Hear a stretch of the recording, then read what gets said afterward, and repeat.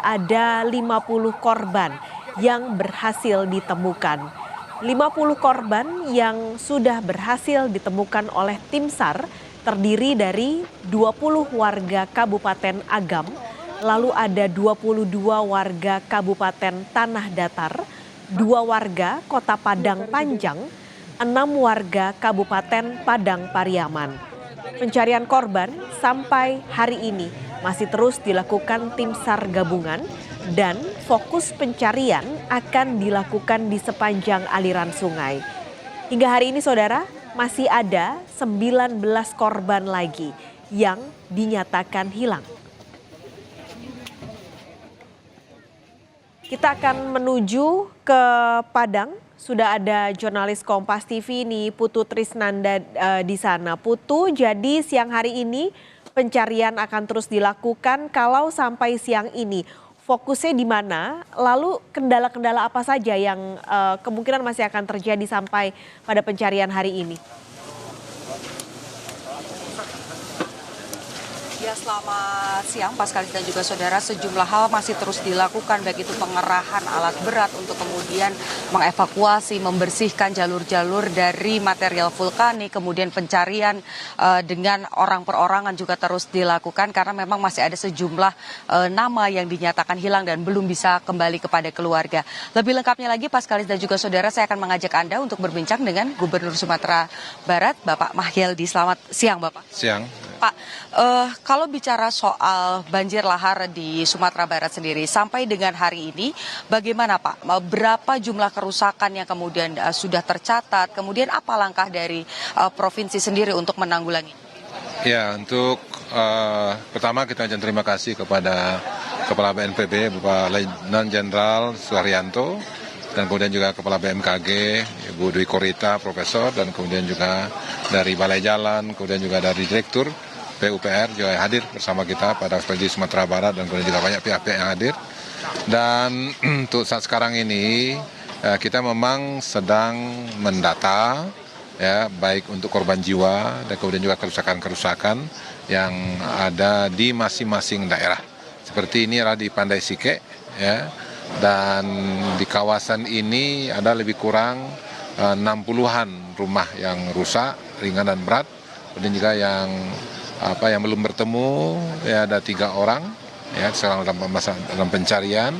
Dan kemudian korban meninggal di sini ada 5 orang. Dan mudah-mudahan sebagaimana pesan Pak Kepala BNPB, ini harus dimaksimalkan untuk itu. Dan yang penting lagi sekarang inilah kita bagaimana untuk meminimalisir untuk korban selanjutnya. Kenapa? Karena potensi hujan itu masih ada dan besar, dan curah hujan dari sedang sampai ekstrim itu kan tetap ada. Itu makanya kita harus memetakan sekarang dari 2 gunung ini, Gunung Singgalang, ya, ini Pandai Sike dan Gunung Singgalang, dan kemudian tadi di Batu Taba di Gunung Merapi yang juga tanah datar. Dan ini kita lihat potensi akan turun, akan muncul lagi. Nah, ini kita petakan, dan mudah-mudahan sehingga nanti daerah-daerah yang mungkin akan dilewati akan perlu kita antisipasi, mungkin dengan menggeser dan kemudian juga untuk mengamankan penduduk di sana. Seperti ini, ini tidak diperkirakan, ya, kejadian. Tapi setelah informasi di atas, itu masih ada potensi, ada longsoran. Ini kan ada longsoran di atas. Ini yang kita perlu petakan secara lebih detail lagi, sehingga kita bisa minimalisir dampak-dampak selanjutnya. Dan untuk Sumatera Barat sekarang ini korbannya itu sudah 50-an orang. Itu tersebar di Agam, kemudian Padang, dan kemudian juga di Tanah Datar. Nah, mudah-mudahan upaya-upaya kita ini sekarang menjalani lokasi-lokasi yang terdampak untuk kita lakukan antisipasi untuk ke depannya. Terakhir Pak, berarti kalau bicara soal relokasi, opsinya terbuka untuk warga yang sekiranya di jalur.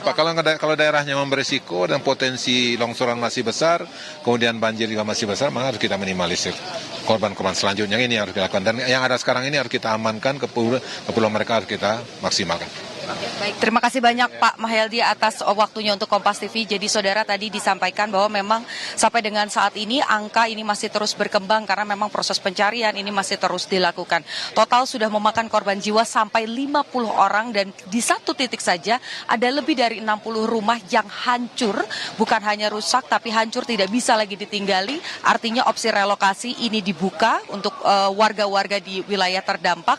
Jika memang diperlukan, nanti akan kemudian dilakukan melakukan proses relokasi. Dan saat ini bukan hanya dari pihak provinsi saja, tetapi juga dari BNPB, kemudian juga dari BMKG ini mencoba bekerja sama untuk meninjau lokasi setiap harinya dan juga melakukan penyesuaian. Salah satunya tadi BMKG menyampaikan akan melakukan mekanisme ataupun juga modifikasi cuaca untuk kemudian menghindari adanya hujan lebat yang turun di area-area yang terdampak sehingga proses evakuasi bisa berjalan dan ancaman longsor susulan ini juga bisa dihindari. Paskalis, kembali ke Anda di studio. Baik, Putu boleh satu pertanyaan lagi. Ini kan masih banyak orang yang tentu mengungsi. Kondisi pengungsian, apakah Anda sudah mendapatkan informasinya?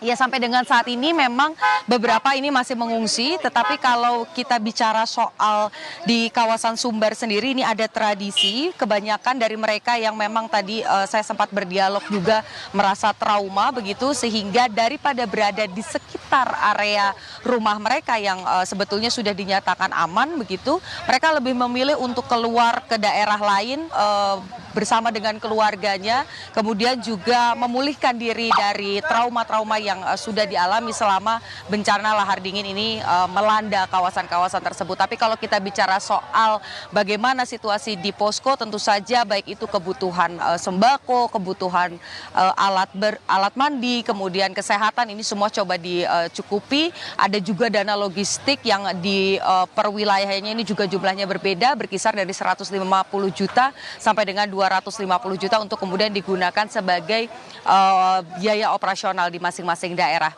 Paskalis. Putu Trisnanda, terima kasih laporan Anda. Nanti kita akan update kembali langsung dari Padang, Sumatera Barat.